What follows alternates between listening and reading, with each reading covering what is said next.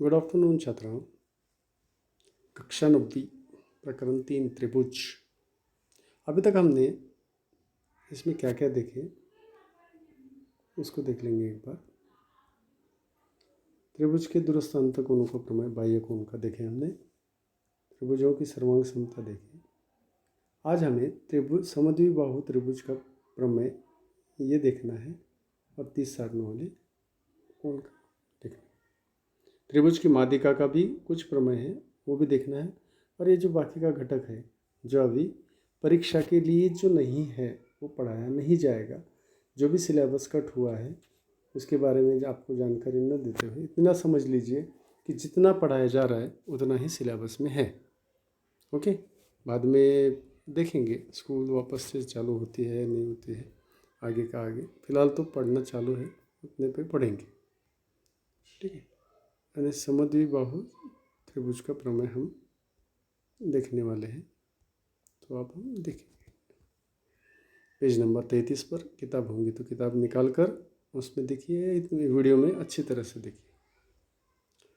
समद्विबाहु त्रिभुज का प्रमेय। यदि त्रिभुज की दो भुजाएं सर्वांगसम होती है तो उन दो भुजाओं के सम्मुख कोण भी सर्वांगसम होते हैं। अब इस आकृति में समझना है तो ये भुजा सर्वांगसम है, तो इसका सम्मुख कोण, ये सम्मुख कोण सर्वांगसम है बताना है। अब सर्वांगसम है बताना है, इसके लिए देखो सर्वांगसम बताना है इसका अर्थ यही है कि हमें दो त्रिभुज मिलेंगे, दो त्रिभुज सर्वांगसम बताना है। अब किस प्रकार से?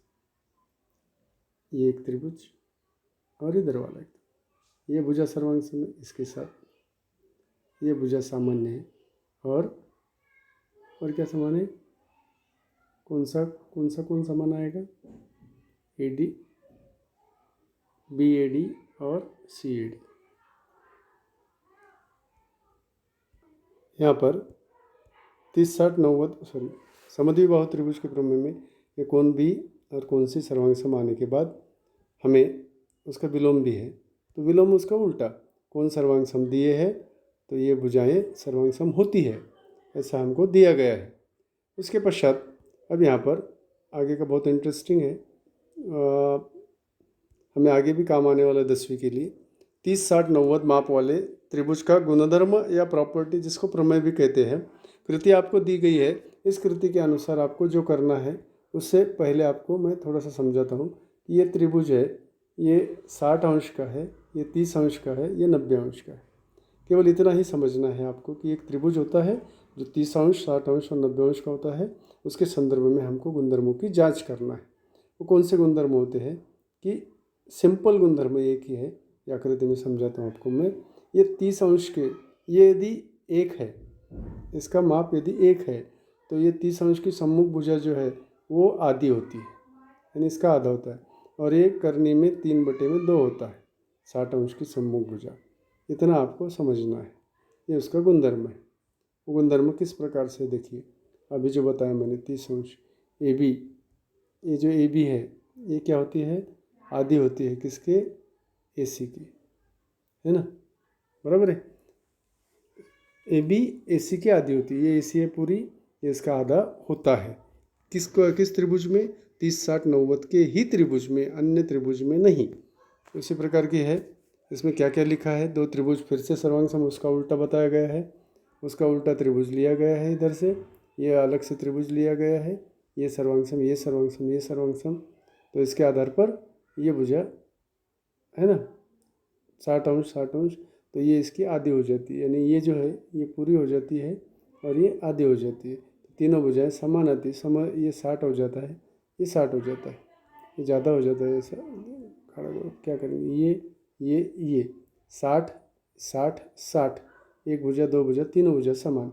तो इसका ये आधा है AB, ये आधा है, ये पूरा है। इसी प्रकार से सिद्ध हो जाता है। ठीक है। उसके पश्चात करनी में 3/2, तो पाइथागोरस के प्रमेय के अनुसार फिर से लिख दिया उसमें, तो वो माप आधा रख दिया तो आधा का 1/4 हो जाता है और करनी में 3/4 हो जाता है। ठीक है। इसके पश्चात उसके कुछ और भी उदाहरण हैं जो 45 का है। 45 में भी उसी प्रकार से होता है पाइथागोरस का प्रमेय। देखिए कैसा, ये एक है ना, बराबर है। तो ये 1/2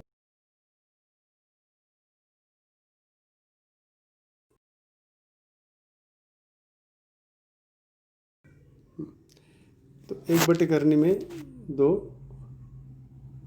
ये AC वर्ग है ना, AB वर्ग बराबर, लेकिन BC और AB समान है तो AB, तो फिर यहाँ AC तो ये 1/2 ठीक है, ऐसा समझ में, इसी प्रकार से।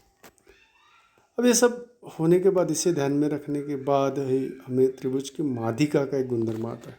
त्रिभुज के शीर्ष बिंदु में उसके माध्यिका किसे कहते हैं? माध्यिका किसे कहते हैं? देखिए, एक भुजा है, ये बराबर मध्य बिंदु है, इसके दो समान यदि भाग करते हैं और ये जो जोड़ा जाता है AD को क्या कहते हैं? माध्यिका। ऐसा यह AD माध्यिका है। अब उसकी कृति दी गई है माध्यिका की, 8वीं के इसमें हमने किया था, अब याद आता नहीं है, लेकिन ध्यान में रखिए। त्रिभुज, समकोण त्रिभुज में कर्ण पर खींची गई माध्यिका का गुणधर्म। अब ये समकोण त्रिभुज, ये माध्यिका है, AD बराबर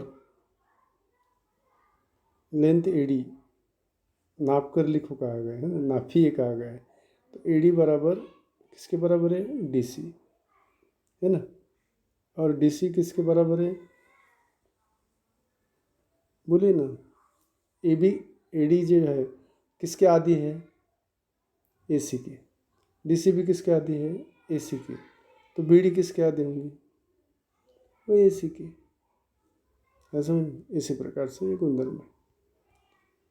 उसके पश्चात बहुत सारे ऐसे प्रमेय होते हैं कि जिसका अब हम अनुमान नहीं लगा सकते। अभी जो बताया हूँ उतने ही गुणधर्म है, उतनी ही जानकारी आपको रखना है, ठीक है।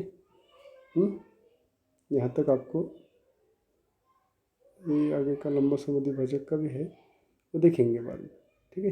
अभी के लिए इतना। उसके पहले जाते जाते एक उदाहरण देखा तो भी चलेगा। उसमें देखिए यहाँ पर, तो ACD का माप ज्ञात कीजिए, ABD और ACD के। ABD ABC, देखिए यहाँ पर ये X है और ये Y के माप ज्ञात कीजिए। पहले तो XY के ही माप ज्ञात कीजिए कहा है। ये 50 है तो ये भी, ये भुजा समान है, ये भुजा समान है, ये 50 है तो ये कितना आएगा? 50। ये 60 है, ये 60 है, ये भुजा समान है, ये भुजा समान है, तो ये भी आएगा 60। अब बच्चे वाला 50 50, ये कितना बचा? बताइए ये कितना बचा? 50 100, 180 में से 100 गए 80, और ये 60 120 में से गए तो ये भी 60 बचा। यानी ये जो दो प्रश्नों के उत्तर है, ABD कितना आएगा? ABD 50 और ACD 60, ठीक है। इस प्रकार के उदाहरण है।